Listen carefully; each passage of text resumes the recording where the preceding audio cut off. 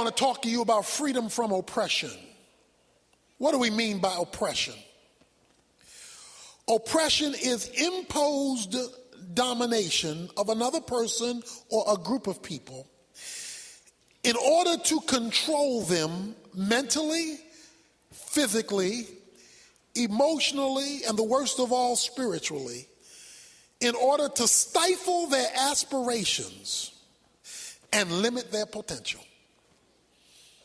To be oppressed is to be dominated or held down or suppressed in such a way as to cancel or control or to limit your divinely ordained potential. Everyone here who has been created by God, which is everyone here, was created with potential. Things that God has endowed you with in order to realize your maximum abilities to be used under God. Your potential. A baby is a potential adult. It has to get there, but the potential for adulthood is resident in the baby. That's where they're going. Oppression seeks to hold that down, to limit you, to stifle you, to control you so you don't reach your potential. So that you're stopped from maximizing your divinely ordained reason for even being here. It involves restricting your God-given human potential so that it can stop God's plan for your life. It's called oppression. Now, oppression can take many forms on many levels. There is political oppression. You find this in dictatorships or military governance where a particular dictator, in order to limit the power of others in the name of a political order, it's Russian communism under Lenin and that Marxist way of life, where walls are built to hold people in and to stop them from being able to move from one place or another place. It is to hold them or contain them, to limit them. There is economic oppression. This is where the rich hold the poor down, keep them in classes so that they're not able to express themselves, get free to develop their own entrepreneurial spirit. It's where they are limited and they're stuck in ghettos, not because that's where they want to be, but that's where the system has forced them to stay. Economic oppression. We're all familiar in the United States of America with racial oppression, where people are held down because of the color of their skin, and the color of their skin prohibits them access to that which the rest of the society has free access to simply because how they look. There is domestic oppression. You often see this when a wife or a woman is so controlled by a man because of the threats of violence. I was sitting in my office one day and a husband and wife came in for counseling, and it became clear what the problem was, which had not yet been verbalized, because when the husband raised his hand to scratch his neck, she jumped. So it became very clear very quickly that this woman was living in fear. She was under the thumb of a dictator who, falsely using the biblical word submit, was actually using God's way to oppress. Parents sometimes are oppressive to their children. That's where child brutality comes in, where the children are terrified because the parents don't spank to correct. They spank to hurt and to bring harm and are brutal. It's all oppressive. It's all holding people down. Some of us grew up in oppressed homes where we were told we were nobody. We were never going to be anything. We couldn't expect to be anything. We were dumb. And so whether you were physically brutalized or not, that thing stuck in your mind. And it became an oppressive way of looking at life and looking at yourself. And you know when people have been affected that way, because even when there's nobody surrounding them to oppress them, they oppress their own selves. Self-oppression. All designed to stifle your potential and your God-given future. And then, of course, there's the worst kind of oppression of all, spiritual oppression. That's where the devil has his way with your life. He's telling you, you got to stay on these drugs. You've got to stay in this alcohol. You have to stay in this relationship that's doing you no good. You have to stay there. You can't break out. This is your lot in life. And you've been living with that spiritual oppression so long, you believe it's the truth. You believe you were born to be oppressed. The Bible says Jesus came to set the captives free. That oppression is not to be your middle name. That oppression is not to be the state that you live in. It's not to be how you operate. That you have been freed by creation, simply because you're human, and then even more so by redemption, because you are a child of God. In the passage read in your hearing today, Israel is being held hostage in Egypt. Verse 23 of Exodus 2, now it came about in the course of those many days that the king of Egypt died, and the sons of Israel sighed because of the bondage, and they cried out, and their cry for help because of their bondage rose up to God. They were in bondage. Remember, freedom is released from illegitimate bondage. What happened? Well, if you look at chapter 1, verse 8, it says a new king rose in Egypt who did not know Joseph.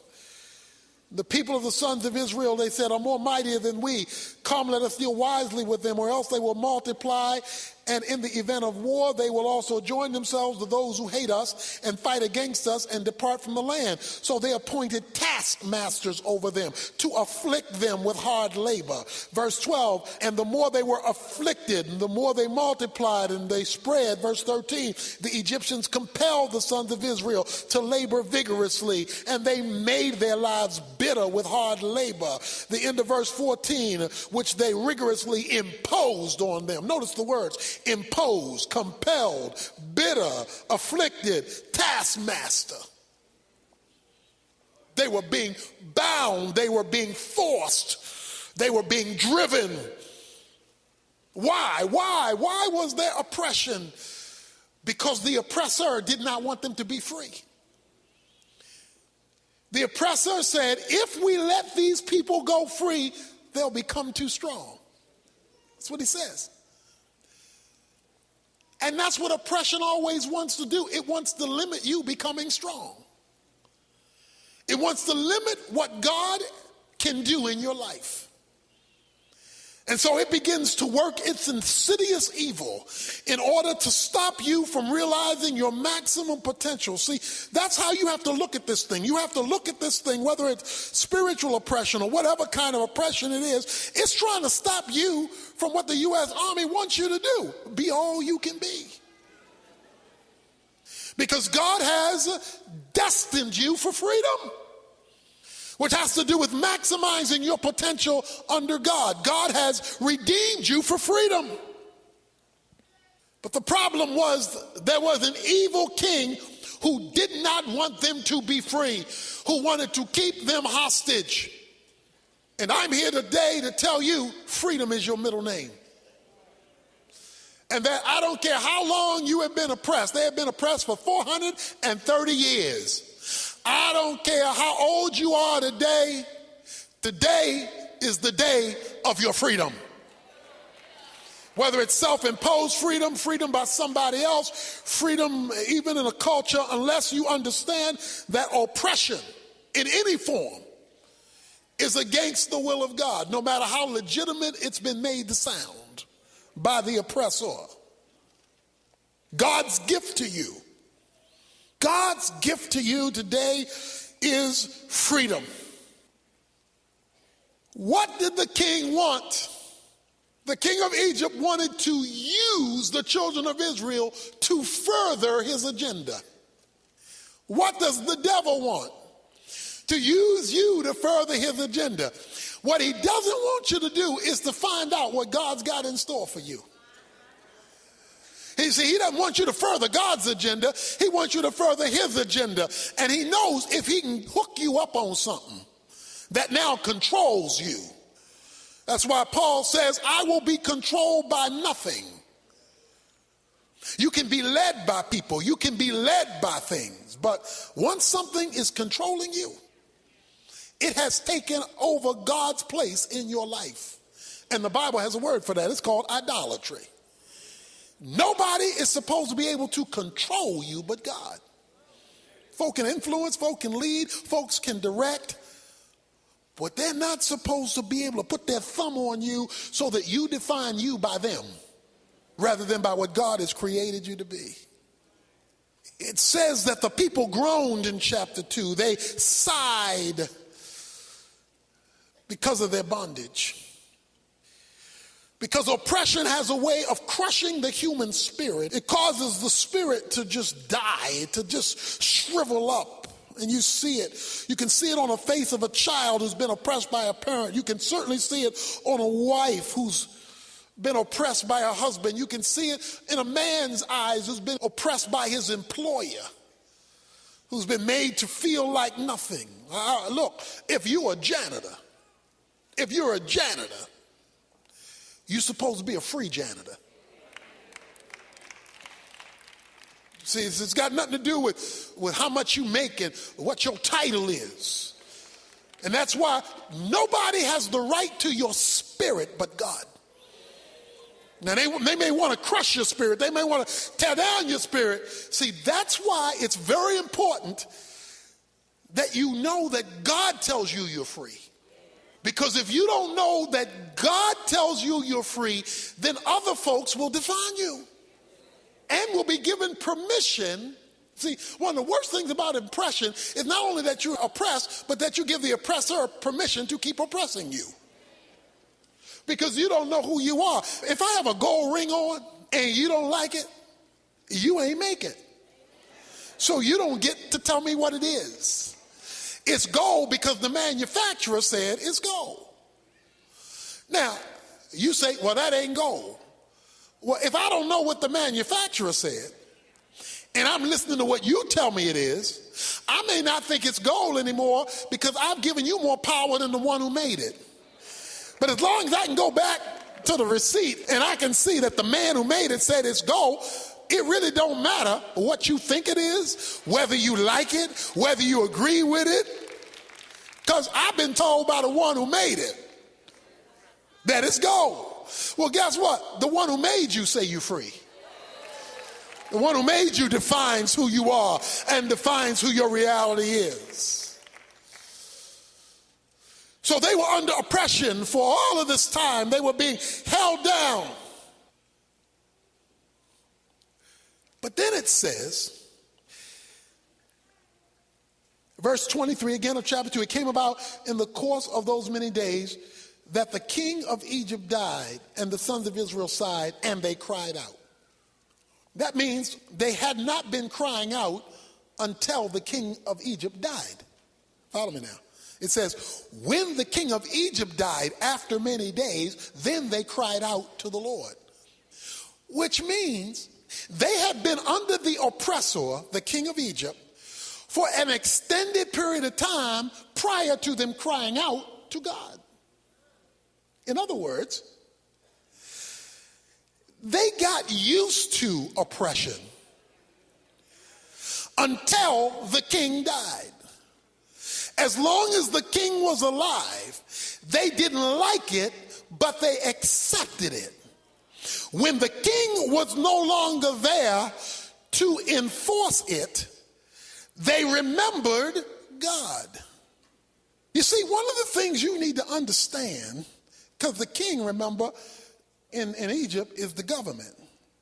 The king is the government. And it amazes me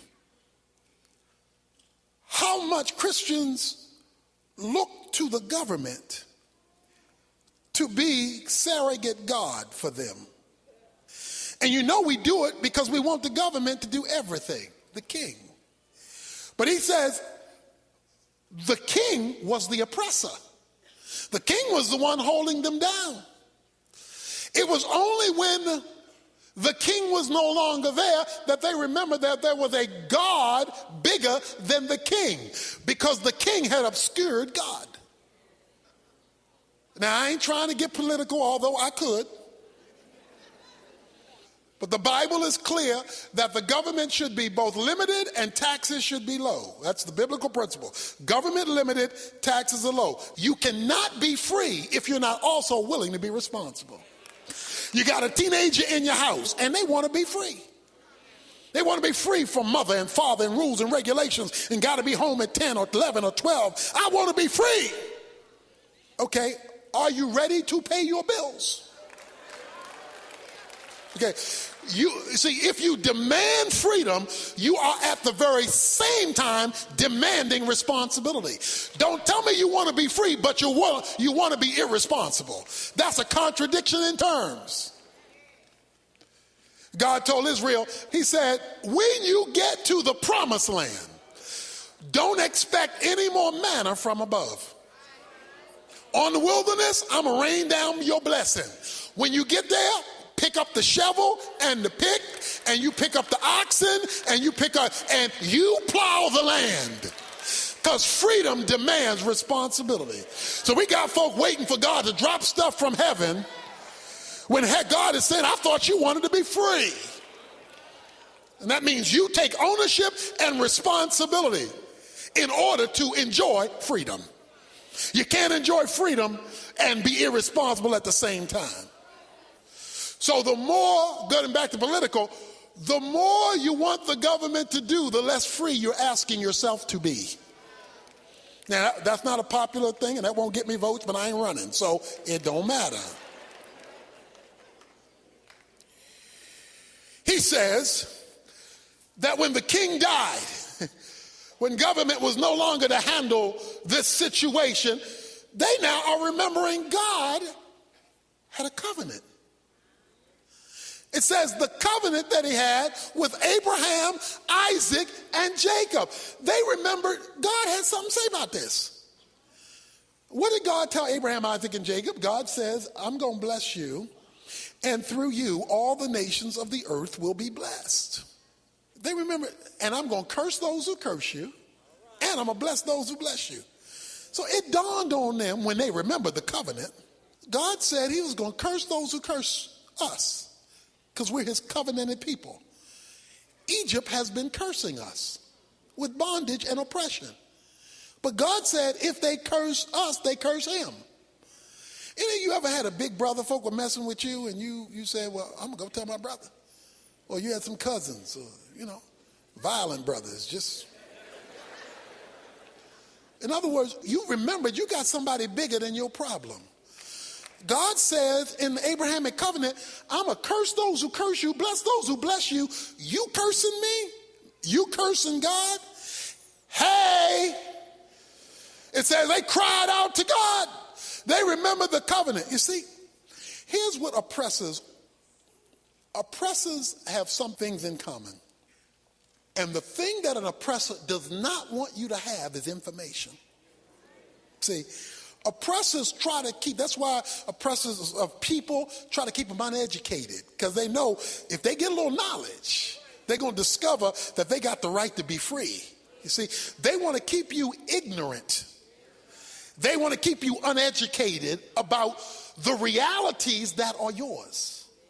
You see, they want to forbid you to get an education, or certainly an equal education. They want to hold you down informationally, because if you don't know, you can't go. The Emancipation Proclamation was signed January 1863. We didn't discover that in Texas till June 19th, 1865. That information about June 1863 was withheld from slaves in Texas. But we discovered the slaves in Texas in June 19, 1865, that in January 1863, slaves were set free. Folk been partying ever since. Juneteenth. Be partying ever since. You know what the party's over? Somebody gave some information. Now you're going to discover something as we go along, and that is parties are not enough. Parties are fun. In chapter 15, it says, when the people got through the Red Sea, they had a party. It says Miriam left out, and they all went dancing and celebrating deliverance. They celebrated deliverance, but you can be delivered and not free, because they were partying about deliverance, still wanting to go back to Egypt. So partying is not enough. Barbecues won't cut it. Oppressors always want to withhold information. See, a husband who's oppressing his wife and emotionally beating her down and maybe even physically, see, he doesn't want her to know. On the tail end of that verse of submission, it says, wives, submit to your husbands as to the Lord. See, all he wants, every time when I talk to a husband, he says she won't submit. But that's not the full verse. He doesn't want to know the other part of that verse. So when they're in front of me, I give them the rest of the story. That she is supposed to submit to you as to the Lord. So that if you're asking for submission in areas that God doesn't give you permission to ask for it or demand it, she is not obligated to submit to that. Now see, he get mad at me because I'm giving the rest of the information. Because oppressors don't want you to have the rest of the information, because they want to keep you under their thumb, because they want to control your future. Limit your destiny, so that you don't maximize your potential. And it's done on every single level. But it says they remembered the covenant. They remembered that God had made an agreement to curse those who cursed them and bless those who blessed them. But you see, if you don't know you're supposed to be free, if you don't know that that's your God-given right and your redeemed right as a Christian, you got a twofold right to be free. Creation and redemption. That is, freedom, remember, is not doing whatever you want. Freedom is illegitimate bondage being released from in order to maximize your calling under God. If somebody doesn't tell you that, then you'll think slavery is normal. And I'm supposed to be messed up, jacked up, defeated, not making anything of my life, on drugs, on alcohol, in relationships that do you know the amount of women who live year after year in abusive relationships? In abusive relationships because they don't think they're supposed to be free. I had a couple in my office, and the husband is abusing the wife, and it was clear, it wasn't a question mark. And then he said the wrong thing to me. He said, she's my wife, I'll do what I want. I looked over her and said, when you go home, pack your bags and leave that fool.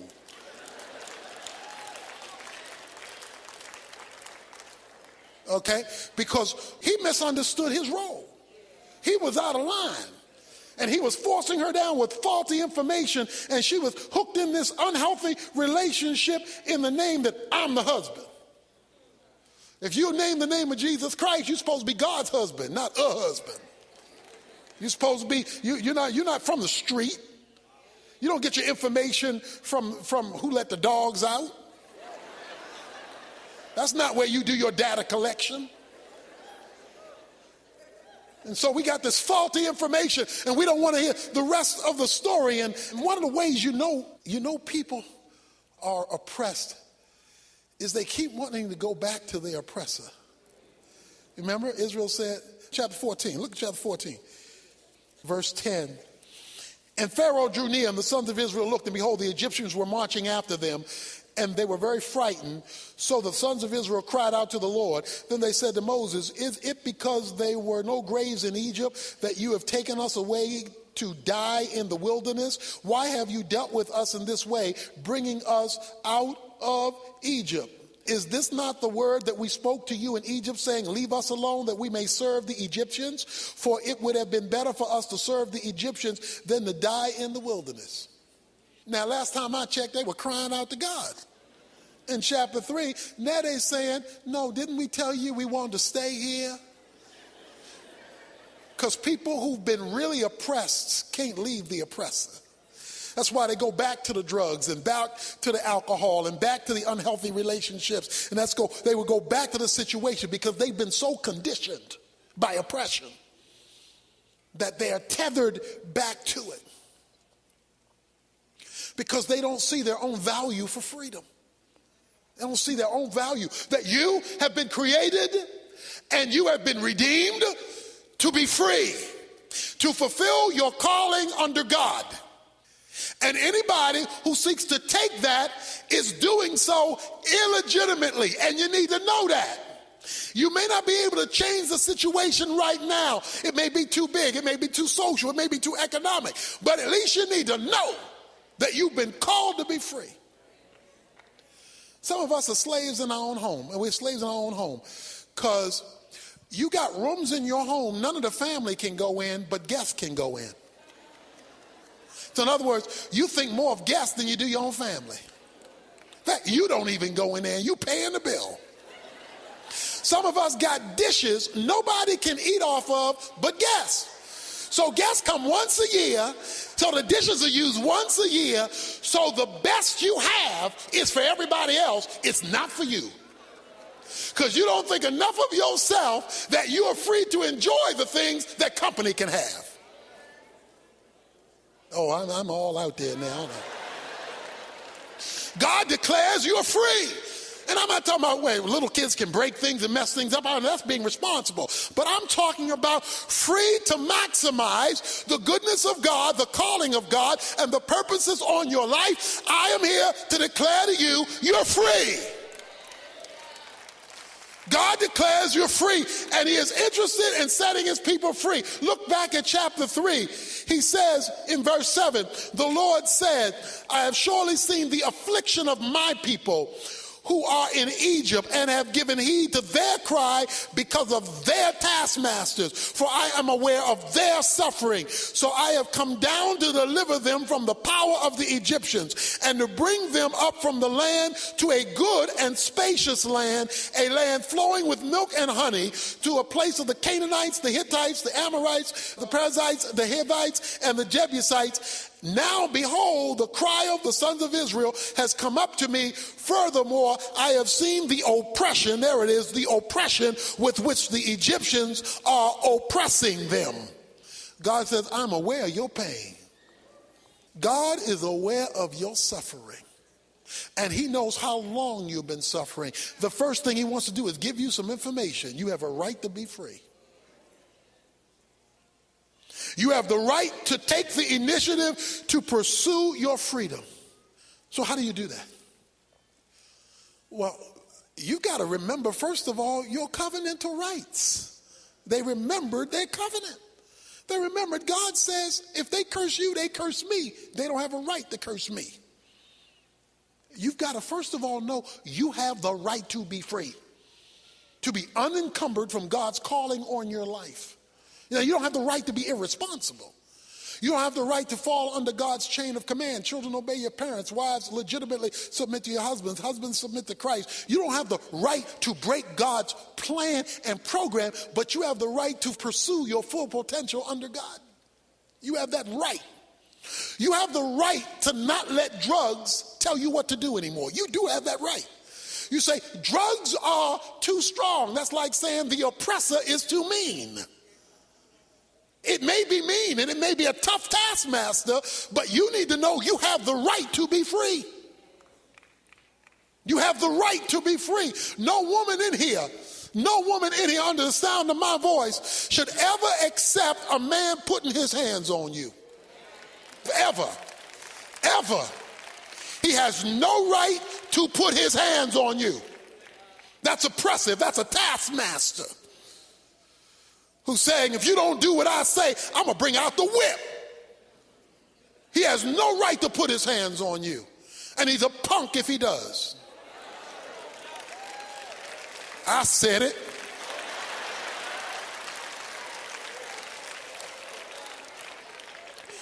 Talking about, she made me hit her.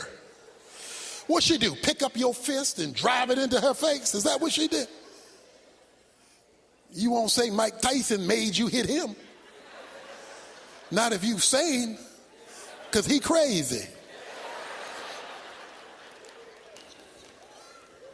You have a right to be free. You need to know that God's covenant is a covenant that frees you. The book of Galatians talked about one of the great freedoms you need to know about is freedom from legalism.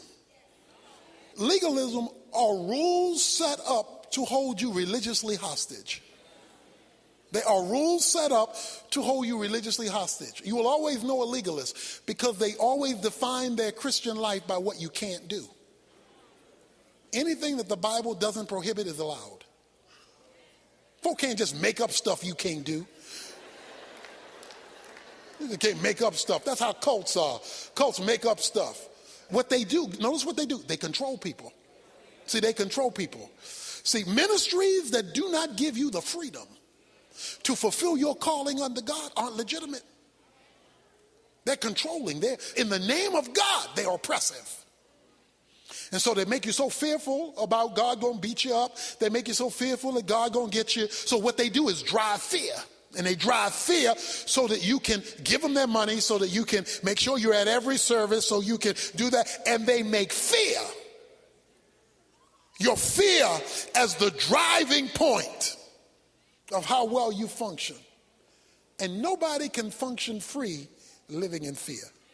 You can't function that way. You can't maximize your potential because you're always trembling. You're always nervous. God has said you have the right to be free. Jesus said, I have come to set the captives free. Luke 4. Freedom is your right. Secondly, you cry out to God.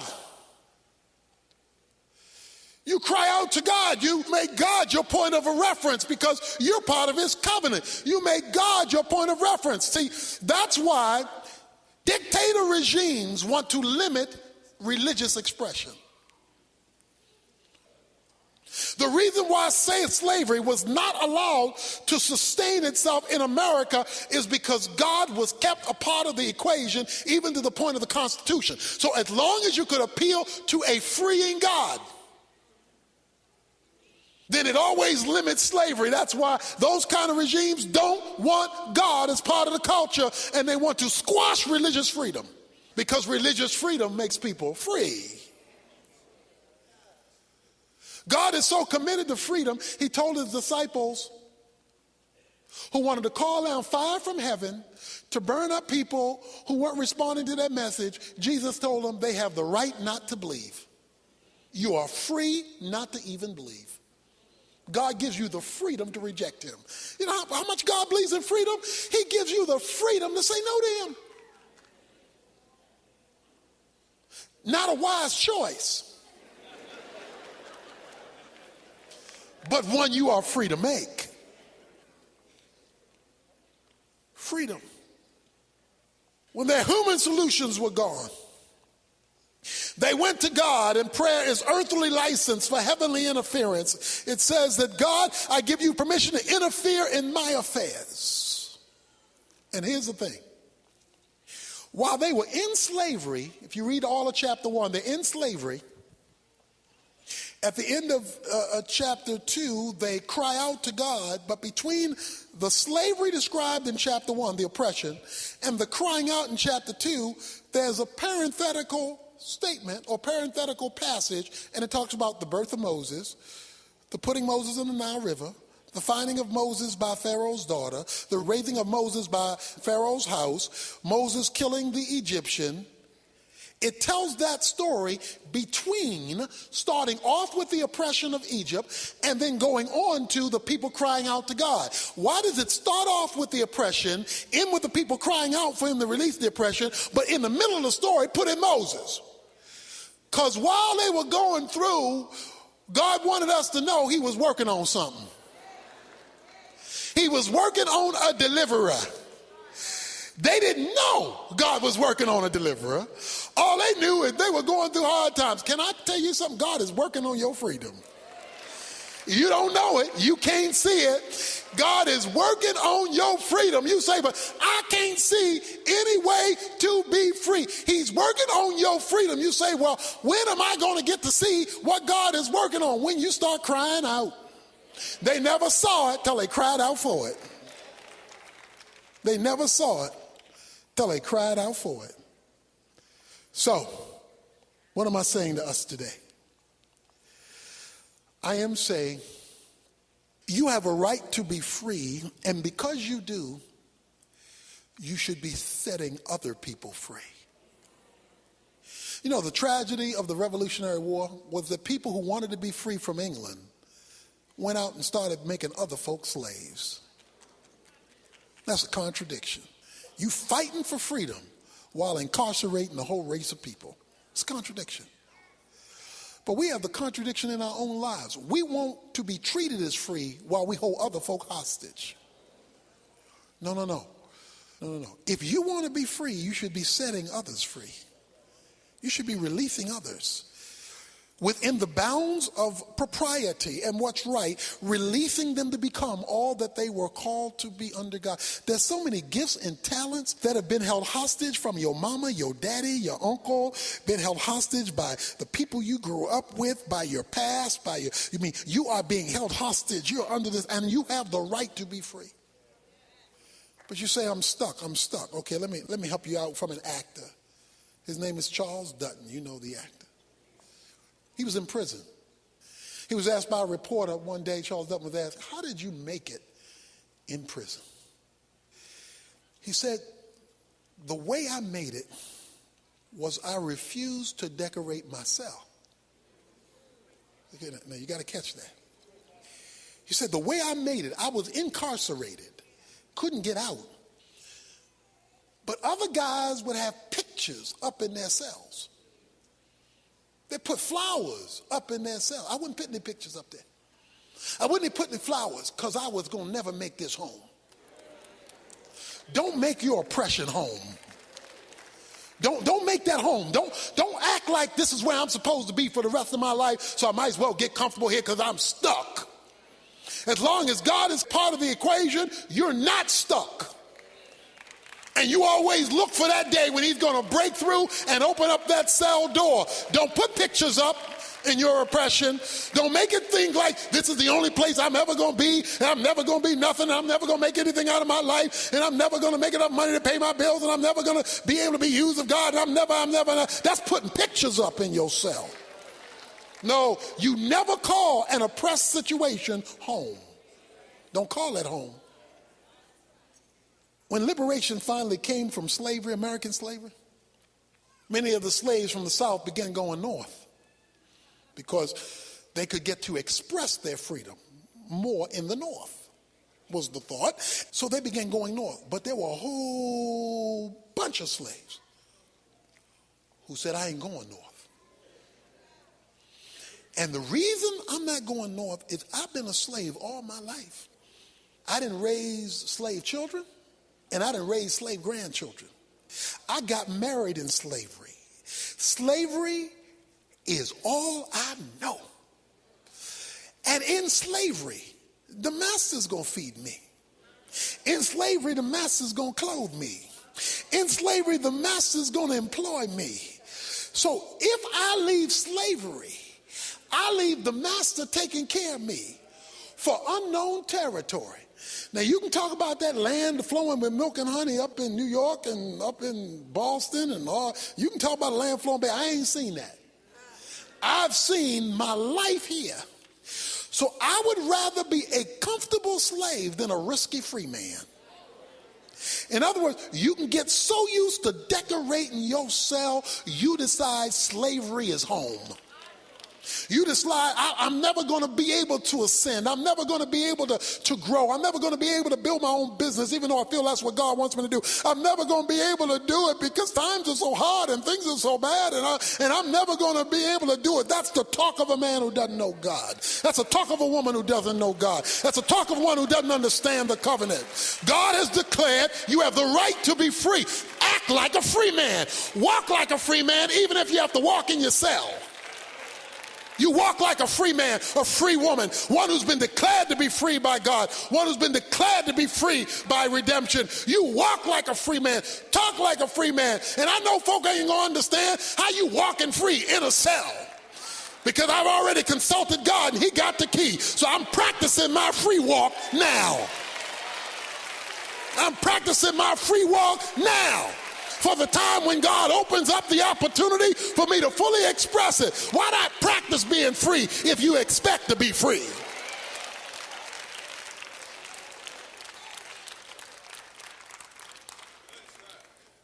There's somebody here who needs to be set free from something, and you got a right to be free. You have a right to be free. That's your right, your God-given right to be free, to be released from illegitimate bondage, to pursue your calling under God. I don't care what the devil has told you and who he's used to speak it. That's a lie.